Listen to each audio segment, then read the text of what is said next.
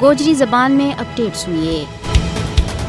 भारत की रियासत त्रिपुरा में रियासती सरबराही में हिंदू इंतहा पसंदा का एक टोला ने मुसलमानों पर दहशत फैला रखी है। त्रिपुरा दे ऐसी खबर मिल रही है कि शिद्दत पसंद हिंदू मस्जिदां और मुसलमानों का घरां की पान तोड़ और मुसलमानों ना धमकी दे रिया है। त्रिपुरा में मुस्लिम कुछ फसादात की शुरुआत उस वक्त हुई जब पांसगरा इलाका में इंतहा पसंद हिंदू तंजीम विश्व हिंदू परिषद की एक रैली ने मस्जिदां की पान तोड़ और मुसलमानों की दुकाना और घरां पर हमला किया और हिंदू इंतहा पसंदा का पान तोड़ की वीडियो और तस्वीर सोशल मीडिया पर वायरल हुई है। इन रैलियों में शामिल हिंदू मुस्लिम मुखालिफ और इस्लाम के खिलाफ नारा भी लाया गया। इस सिलसिला में मुसलमानों ने पुलिस के कोर्ट शिकायत भी दर्ज कराई। विश्व हिंदू परिषद का कारकुना ने इन हमलों के दौरान मुसलमान खवातीन के नाल बदसलूकी भी की। पानी सागर और दूजा इजला में दफा 144 नाफज कर दिता है। कई इलाका ना एहसास करार दितो गया है और कई इलाका में भारतीय फौजी तैनात कर दिया गया है। पिछला 5 दिनों में बीजेपी की सरबराही में मुख्तलिफ मुकामात पर दर्जना हमला किया गया है,